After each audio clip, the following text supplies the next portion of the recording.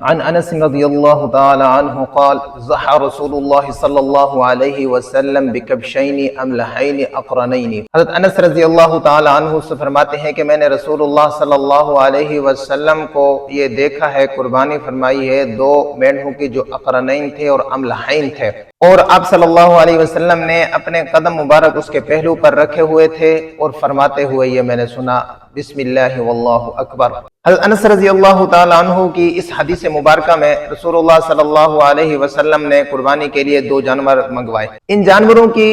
صفت کیا تھی کہ اقرنین تھے اور املحین تھے۔ املحین کہتے ہیں ایسا جانور،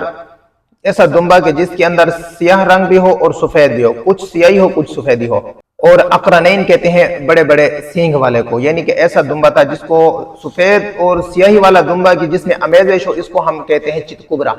چت کبرا قسم کا دو دمبے آپ صلی اللہ علیہ وسلم نے منگوائے، اقرنین، اور بڑے بڑے سینگوں والے تھے، اور رسول اللہ صلی اللہ علیہ وسلم نے ان کو کروٹ پر لٹائے اور اپنے قدموں کو ان کے پہلو پر رکھ کر جب چھری چلانے لگے تو فرما رہے تھے حضرت انس رضی اللہ تعالیٰ عنہ کہ آپ صلی اللہ علیہ وسلم کو میں نے یہ کہتے ہوئے سنا بسم اللہ واللہ اکبر، یعنی تکبیر فرما رہے تھے ذبح کرتے ہوئے۔ ہمیں یہ سبق ملتا ہے کہ نبی پاک صلی اللہ علیہ وسلم نے جانوروں کو خود ذبح فرمایا ہے۔ آپ علیہ السلام کی اطاعت ہمارے اوپر لازم ہے۔ بارہا قرآن مجید میں اللہ تعالیٰ فرماتے اطیعوا اللہ و اطیعوا الرسول،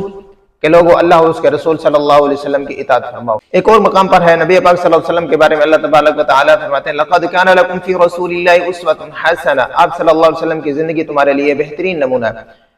اور قربان جاؤں محبوب مصطفیٰ صلی اللہ علیہ وسلم کے دیوانوں مستانوں پر کہ انہوں نے آپ علیہ السلام کی چھوٹی چھوٹی سی اداؤں کو، چھوٹے چھوٹے سے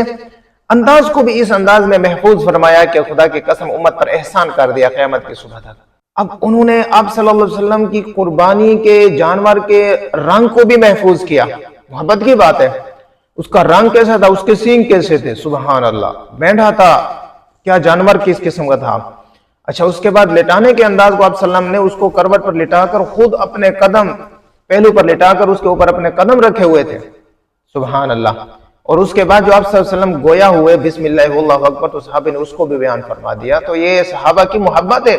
محبوب مصطفیٰ صلی اللہ علیہ وسلم کی ذات کا۔ جب محبوب کی ایک ایک ادا کو بیان کرنا، ذکر کرنے سے ایک سچے عاشق کو سرور ملتا ہے، الفت آتی ہے، اس کے دل میں ٹھنڈک محسوس ہوتی ہے۔ بہرحال اس حدیث مبارکہ میں ہمیں جو درس ملتا ہے وہ یہ ہے کہ اگر کوئی شخص صاحب ثروت قربانی کر رہا ہے تو اگر وہ قربانی میں ذبح کرنے کے آداب کو، رول اصول کو، ذبح کرنے کو اچھی طرح سے جانتا ہے تو ایسے شخص کے لیے بہترین طریقہ یہی ہے کہ وہ قربانی کے جانور کو خود ہی اپنے ہاتھ سے ذبح کرے۔ اگر وہ آدمی اناڑی ہے، اس کے اعصاب اتنے مضبوط نہیں ہے کہ وہ جانور کو ذبح نہیں کر سکتا، تو پھر اس کے لیے بہترین یہی ہے کہ وہ کسی تجربہ کار آدمی کو، پریکٹیکلی آدمی کو جانور ذبح کرنے کے لیے دے دے اور اس سے ذبح کروائے، جانور کو مشقت میں نہ ڈالے، تکلیف میں نہ ڈالے۔ ہوتا یوں ہے ہمارے ہاں کہ اناڑی قسم کے لوگ ہوتے ہیں، جذبہ تو ان کو یہ چڑھ جاتا ہے کہ قربانی کے جانور کو میں نے خود ذبح کرنا ہے، مگر ان کو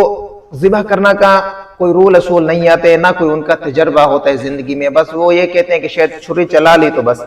قربانی ہو جائے گی۔ انشاءاللہ ہم اگلے اپنے درس میں بیان کریں گے کہ جانور کو ذبح کرنے کے کیا رول اصول ہیں، کتنی رگیں اور کس طرح انداز میں کاٹا جاتا ہے، ذبح کیا جاتا ہے۔ بہرحال اناڑی آدمی وہ بہتر ہے کہ کسی تجربہ کار آدمی کو ذبح کرنے کے لیے جانور دے دے، وہ اللہ کی مخلوق کو مشقت میں نہ ڈالے، تکلیف میں نہ ڈالے۔